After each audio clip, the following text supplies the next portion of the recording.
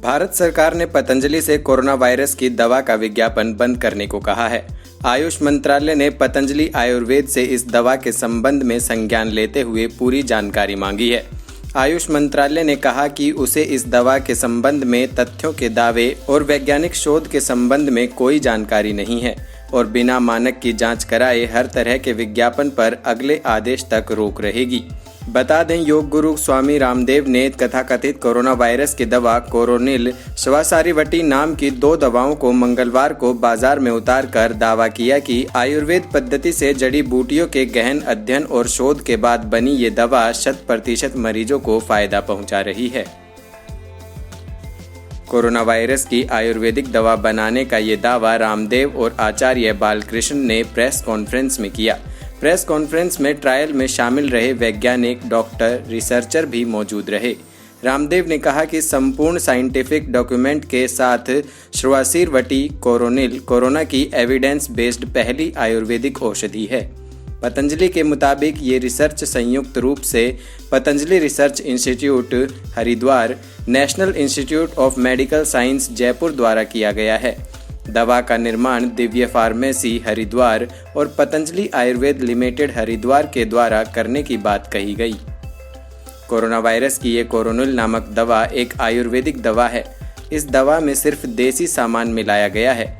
इस दवा को मुलैठी, गिलोय, अश्वगंधा, तुलसी, श्वाशीर आदि की मदद से तैयार किया गया है। बाबा रामदेव ने बताया कि पतंजलि मेगा स्टोर पर यह दवा तकरीबन 600 रुपये में उपलब्ध होगी। इसके साथ ही बाबा रामदेव ने कहा कि जो गरीब और आर्थिक रूप से 600 रुपये खर्च करने में सक्षम नहीं होंगे, उन तक ये दवा फ्री में पहुंचाने पर भी विचार किया जा रहा है। रामदेव का दावा है कि इस दवा के ट्रायल में 280 लोगों ने हिस्सा लिया था और वे पूरी तरह से ठीक हो गए हैं।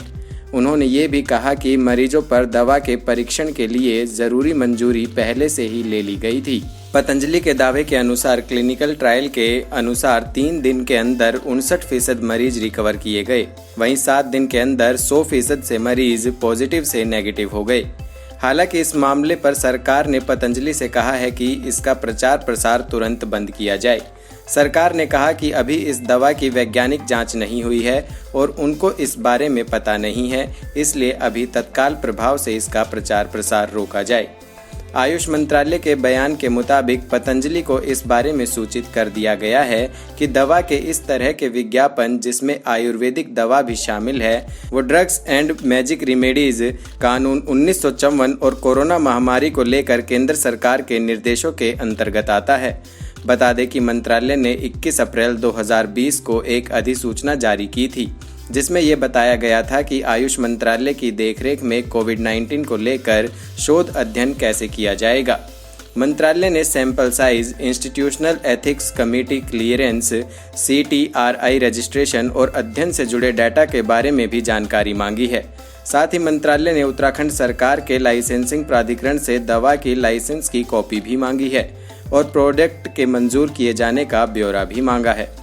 भारत में अब कोरोना संक्रमितों के मामले बढ़कर 4,40,215 हो गए हैं। स्वास्थ्य मंत्रालय के मुताबिक 24 घंटे में कोरोना के 14,933 नए मामले आए हैं और 312 मरीजों की मौत हुई है। देश में कोरोना के अब तक 1,78,014 सक्रिय मामले हैं।